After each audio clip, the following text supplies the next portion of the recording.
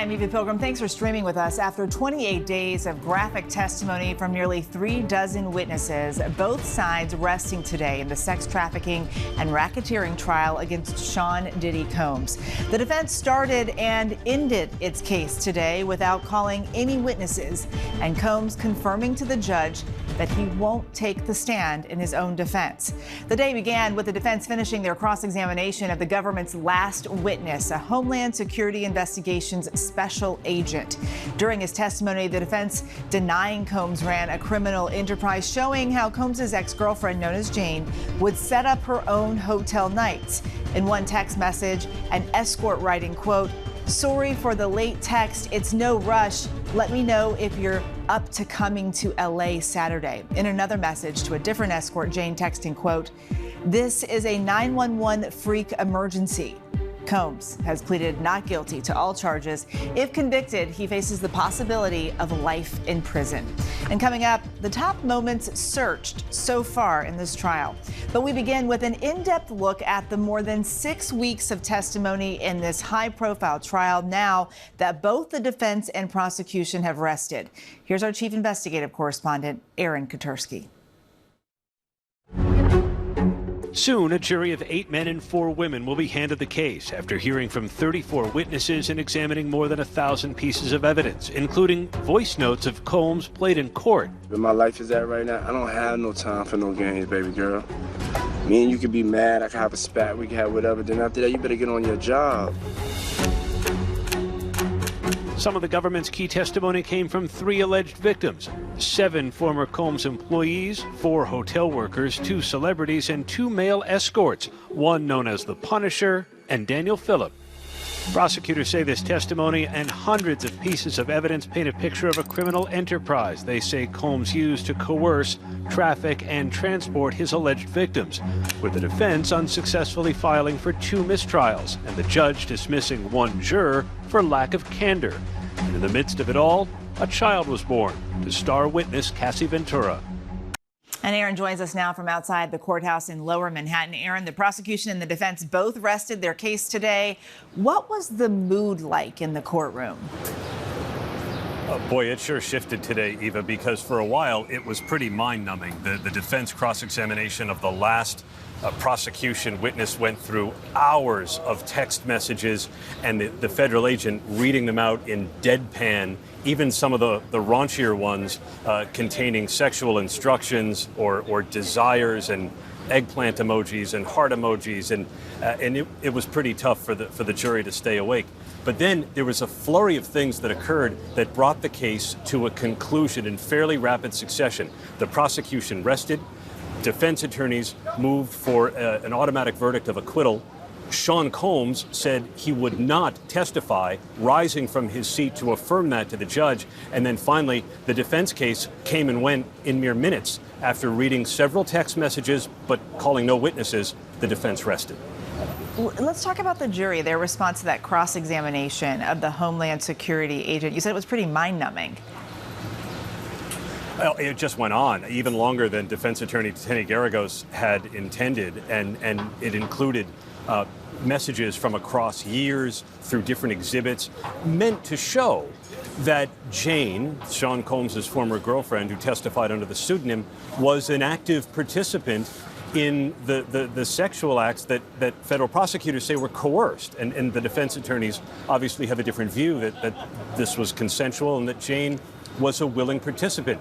She was the one in some cases who was arranging for the male escorts for these nights in hotels. She was the one that Sean Combs tasked to keep things secret from some of his employees, the defense suggesting that Combs actually wanted to shield employees from knowing what he was up to, not using them as part of a criminal enterprise. And the jury got to see some of those texts back and forth between Combs and his ex-girlfriend Jane, attempting to hide some things from those employees. What did those texts say? Don't let KK know. Can't have KK finding out. And then Jane would text some of the escorts to wait a few minutes so that the staff could clear out. In some cases, Jane, according to these text messages, ended up setting up the hotel rooms by herself. And there was a moment, too, when the federal agent was asked about bank records that showed that even though one of Combs's business accounts paid for some of the freak-off supplies, that account was reimbursed by one of Combs's personal accounts. And federal prosecutor Maureen Comey stood up on redirect and said, did Sean Combs, according to these records, still transport a male escort across state lines? And, of course, the records indicated that yes, but the defense objected. The judge sustained the objection. But it certainly broke what had otherwise been a rather monotonous affair. Let's talk about that moment when the judge asked Combs if he wanted to testify on his own behalf. What was that like in the courtroom? It was the first time, albeit without the jury in the room, that Sean Combs has spoken during his trial. And he stood. He affirmed to the judge that he was not going to testify. The judge began by asking him how he was feeling. And the Combs said he was doing great, and he said, I want to thank you. Said this to the judge, complimenting him. You're doing an excellent job. And Judge Subramanian said thank you before continuing with his allocution, just to affirm that Combs was making this decision of his own accord in consultation with lawyers, but as Combs said, it was totally my decision. Okay, so both sides have rested. What can we expect for court going forward this week? So court is dark tomorrow, save for the attorneys. The jury won't be there. The attorneys and the judge are going to discuss the language that the judge will use to instruct the jury about the law. This may seem straightforward, but there are nuances that each side will try to get in to try and see things favorable to their view of the case. So they'll hammer that out without the jury present tomorrow. On Thursday, the prosecutors will begin with closing statements, followed by the defense. Each side signaled they have about 4 hours of summations. Prosecutors get an extra rebuttal case, and that should take us into Friday, when the judge will read his instructions to the jury before they begin deliberations. Maybe late Friday, more likely early Monday. Aaron Katersky, thank you so much there from the courthouse. Now, joining us to break down the legal analysis is our ABC News legal contributor, Brian Buckmeyer. Brian, okay, so both sides have now rested. Let's just kind of zoom out here a bit. Walk us through what's happened in this trial. So we're kind of looking at the trial by the numbers, so to speak. 4 days of jury selection. We found the 8 men and 4 women who will ultimately decide the case. We lost one juror along the way, but an alternate has taken their place, keeping those numbers of 8 and 4 nonetheless. 28 days of testimony, and for some of those days, it's been very, very long, especially these last few days with the summary witness. And of course, 34 prosecution witnesses, and we didn't have an extra space for a line, but of course, 0 defense witnesses, because they didn't put on a case in the traditional sense of having a witness take the stand, instead just reading evidence into the record. And that's their argument, that this case wasn't proven beyond a reasonable doubt by the government. Okay, so the prosecution actually released some additional evidence this week. What did they present to the jury? So this is what we saw as individuals inside the courtroom. We saw the kind of setup and takedown of the aftermath of the damage of the hotels to freak-offs. We saw the trips that Combs had went to, either with or without some of the alleged victims in this case. And we saw these during the trial. It's very interesting if I can kind of paint you a picture of when you're sitting there watching the court, the attorneys all have large screens in front of them, and there's a large TV, maybe about the size of this, that the rest of the audience gets to see the evidence as it's presented and it's marshaled through the case. A lot of it was redacted because it has very personal information, but we all got to see these play out in court. Okay, so the defense has argued throughout this trial that all of the sex at issue in this trial was consensual. With this final witness, the special agent that took the stand, how did they try to address this issue with him? So consent through this witness was more or less through the text messages that they found through the electronic forensics, being the cell phone of Sean Combs, the cell phones of KK or Christina Coram, D-Rock or Jane, because this witness focused on the evidence as it applied to Jane, and it's looking at the statements in real time that the AUSA really hammered home that we heard from Jane prior when she's on the stand as to how she felt about the relationship, how she felt used by Sean Combs, how she regretted many of the interactions that she had with him, and how she believed that these were non-consensual encounters. And so that's how we heard more through this witness. But through other witnesses, especially Jane, that issue of consent was pivotal because the defense put on the table from the very beginning that this was about domestic violence, not about trafficking, the pivotal issue being consent. Sean Combs today said that he wasn't testifying. He told the judge that. How does the defense, without him taking the stand, there's no witnesses, how do they create reasonable doubt here? So for the defense, the reasonable doubt was born out of the cross-examination of these witnesses. What they're looking at in terms of the case is saying the burden does not exist with Sean Combs. He has a Fifth Amendment right not to incriminate himself, and you cannot use that against him. The judge will give that explanation to the jury, and they will begin to consider this case from the standpoint of, did the government prove their case? Here are the elements, here are the definitions, here are the language that is being used to articulate what these crimes are, and then it's simply a matter of plugging in those facts. As Aaron pointed out, either side will have an opportunity to give closing arguments, with the government having the last word on a rebuttal, and from there, deliberation. An hour, a day, days, we don't know how long this could last for, but it'll soon be in the hands of the jury. Yep, we're all waiting to see that happen. Brian Buckmeyer, thank you so much. Still ahead, the prosecution and the defense rest in the Sean Diddy Combs trial. So did the government make their case against the embattled hip-hop mogul? Our legal experts break it down when we return.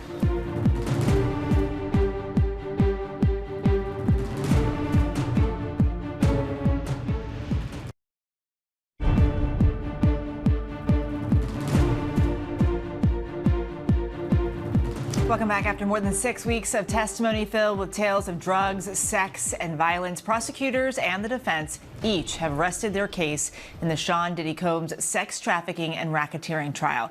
Time to examine the legal strategies as this case winds down. Brian Buckmeyer is here as the defense. Bernardo Villalona analyzing the prosecution. Bernardo, the name of this show is Burden of Proof. So I have to ask you, do you think the prosecution met the burden? Absolutely. So let's just start off with the Rule 29, the motion that was presented by the defense in terms of that the prosecution hasn't proven their case beyond a reasonable doubt. There's not enough evidence here for it to go to the jury.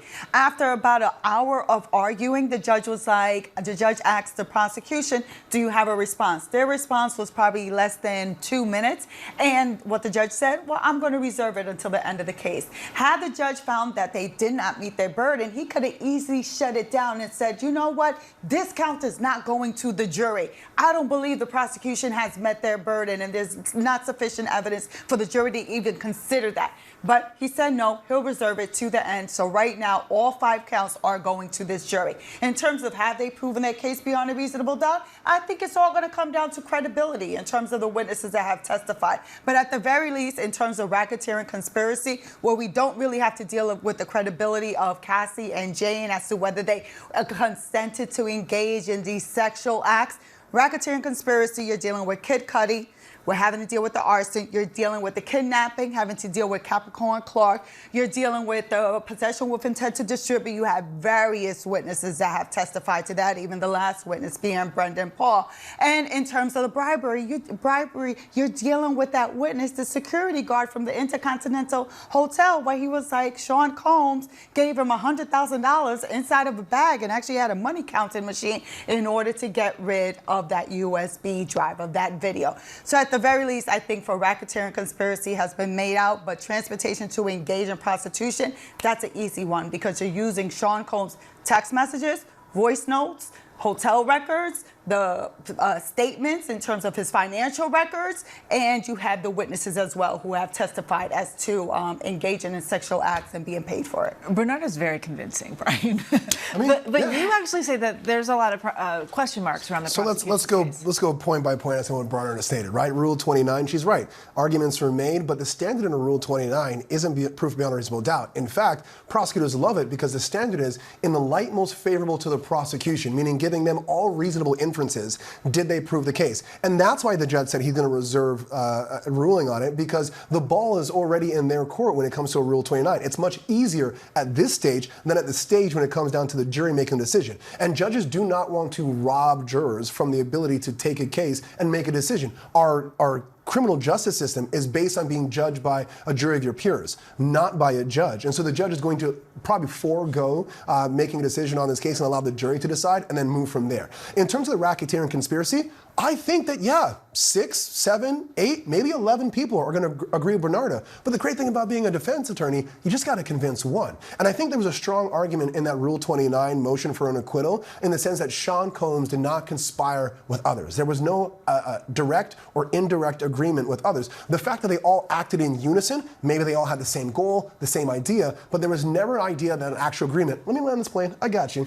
So there's a bit of turbulence. Yeah, I know, it's okay. But the things that I thought really stood out was D-Rock, one of the people that's supposed to be in the inner circle in this whole conspiracy. When Cassie was being beaten up and assaulted by Sean Combs, she ran to D-Rock for protection. He did not force her back into the conspiracy because of this agreement that he had. He protected her. Christina Corum, through text messages, said, you can't keep lying to me. You have to tell me the truth. How do you lie to your co-conspirators and still have a conspiracy? How do your co-conspirators protect the person that you're trafficking from you and that's still a co-conspirator? I think that was an interesting argument. I think you can get 1 or 2 people. But I think the way that Brian's approaching it is that you're acting like there needs to be a formal agreement. Let's sign this contract that you and I are going to engage into this criminal conspiracy. That doesn't happen. That rarely happens. That's why the prosecution is going to focus on, look, I want you to focus on actions because actions speak louder than words. So let's talk about the multiple incidents when Sean Combs' own people on the payroll were actually engaging in criminal activity. Let's not forget that actually Deontay, who testified out of his own mouth when he was asked, did you engage in any criminal activity on the behest of Sean Combs? And what was his answer? Yes. So you have a statement from one witness who actually worked for Sean Combs within that enterprise and says that he engaged in criminal activity. But when you have D-Rock rolling up to try to get Suge Knight in terms of the one time when they thought Suge Knight was at the diner and Sean Combs had 3 guns on his lap, you have that one.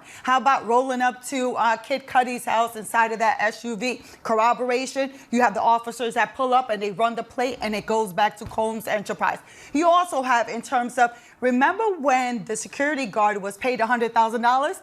Guess what they gave him to sign? An NDA? And what was the letterhead? Combs Enterprise. So you even have that documentary evidence right there. There's so much out there, but it's up to the prosecution to actually line it out for the jury to be able to evaluate the evidence and end up finding Sean Combs guilty of all these charges. So the defense presented some messages today in an effort to move for an acquittal. They claim that the messages prove that Combs did not run a criminal enterprise.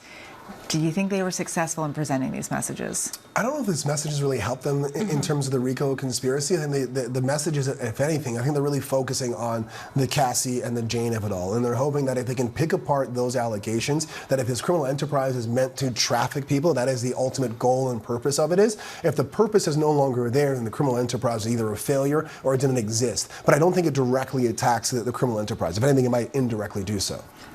Your response, did you think the messages were a hit to the case at all for the prosecution, or? Eva, I mean, literally we were pinching ourselves because it was hours and hours and hours of putting these text messages into evidence. So in terms of like people were falling asleep inside of the courtroom, so you lost what was the purpose of you submitting these text messages. But also at the end, in terms of what the defense did, the defense started putting in questions that have to deal with Sean Combs using his personal account to pay for the escorts. Which, if you look at it that way, then you have Sean Combs paying for the transportation to engage in prostitution. So I have no idea why the defense went down that line of questioning. Brian, do you? No comment. Next question. But I mean, why? Brian, what happened? What? What happened? There was a question? No, you asked the questions. Why would they put in all those? Played straight to the hands of the prosecution. Come on, Brian, explain. Let's go. Not everyone makes good decisions, and sometimes decisions are bad decisions. I don't think this one helped them. Maybe, hindsight being 2020, maybe we don't know the answer yet. Maybe in closing arguments, they're all going to put this together, but I agree with you. This whole idea that Sean Combs is reimbursing the criminal enterprise who is paying for these individuals to transport people across state lines, I think Aaron Katersky put it very perfectly. It was a moment in court where we actually all woke up, because for the first time we heard someone arguing with passion, and AUSA Comey said, So did he just pay to transfer people across state lines? Now, it was objected to, it was sustained. That was the redirect, but that's exactly what Kenny Garagos did. I think it was a big failure on the defense by asking those questions because you played in right into the charges. We'll see. Have to see how that plays with the jury as well. Brian, Bernardo, thank you both for being with us. Coming up, as the Diddy trial enters the home stretch, we are taking a look back at some of the top trending topics of this trial. We're going to go through some of them when we come back. Stay with us.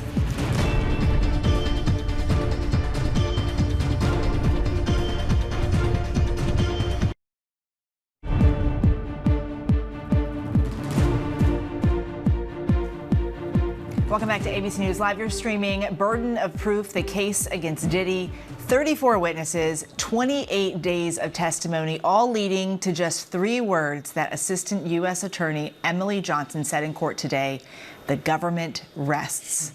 Throughout the prosecution's portion of this trial, people trying to stay up on everything happening inside the courtroom, they turned to the internet, and that's where our segment Search came in, working to get you answers to your top questions about this case. Now that the government's case has come to a close and the defense rested without calling any witnesses of their own, we are bringing you a special edition of Searched as we take a look back at some of the top trending topics of this trial. Some of those searches: Cassie Ventura, 50 Cent, Kid Cudi's testimony, and Suge Knight. So joining me now in the studio is ABC News entertainment contributor Kelly Carter. Kelly, thank you so much for being here. So nice to have you in studio again. Yeah. Cassie Ventura, she was the #1 trend that people searched for. Does that surprise you? I was going to say no shocker here whatsoever. I mean, we have to remind people that all of this gets jumped off because of that 2023 civil suit that she filed in December. Like, that's where all of this started. And she was the star witness for the government. And so everyone wanted to know every little detail possible about Cassie Ventura in this case. So the next name that's trending is someone who was not on the witness stand, right, but his name has come up quite a bit online. Yeah, you know, 50 Cent. 50 Cent has been very loud and vocal well in advance of even the indictment, if I'm being honest with you. Ever since Cassie's lawsuit, he's been very vocal, and I think he also has kind of become a little bit of a troll, right? Like, we saw him pop up at the NBA playoffs wearing a Free Diddy t-shirt. He did not mean it. He was not in support. He was poking fun at the entire situation, and I think people just wanted to know, what was that about? Yeah, people were following his social media accounts just to see what he was going to post. Just to see what he was going to post, right? And they still are. You know, lots of people still are. Yeah. Kid Cudi, it's been a while since he was on the stand. Walk us back through kind of what he said and why it was significant. I think the thing that is staying with a lot of people, and most certainly is staying with me, is that description that he gave of pulling up to the Soho House in West Hollywood with Sean Combs. He said, looking out of a window, looking like a Marvel villain. This is not a Marvel villain, but for me, I pictured Morpheus from The Matrix. That was kind of what I saw immediately. I was thinking like collar popped up, you know, kind of long cloak. And so he gave everyone that visual in his testimony. And of course, Sean Combs denied all of the allegations against him, and especially with what Kid Cudi was alleging happened. But everyone tuned in for that testimony because that was the first time we also heard Kid Cudi speak. We had heard, you know, allegations of what happened with his car, but we had not heard him speak. That was the first time. And he's so private. Yeah, very much so. We can't not talk about Suge Knight. I mean, we can't, right? I mean, he actually wasn't even at the courthouse. No. He is in a prison far, far away. Yeah. But yet his name came up repeatedly in the courtroom and online. Repeatedly. It felt like I was back at the 1995 Source Awards, you know. You know, the thing that I think, you know, everyone kind of knows to be true at this point is that both Sean Combs and Suge Knight were both heads of rival labels, and they both were men who helped to further commercialize hip-hop music. And he was someone that kept coming up again and again and again in searches, even though he was nowhere on a witness list and actually is not even walking freely amongst us. He is, in fact, incarcerated and will be incarcerated for a while. Kelly Carter, thank you so much. Thank you. And thank you for joining us. We'll be back with new episodes until the jury gets the case. The show streams right here on ABC News Live, Disney Plus, and Hulu, weekdays at 5:30 p.m. Eastern and Pacific. For even more on the Diddy trial, make sure to follow our podcast, Bad Rap, the case against Diddy, hosted by our very own Brian Buckmeyer, wherever you listen to your podcasts. I'm Eva Pilgrim in New York. Have a good rest of your day.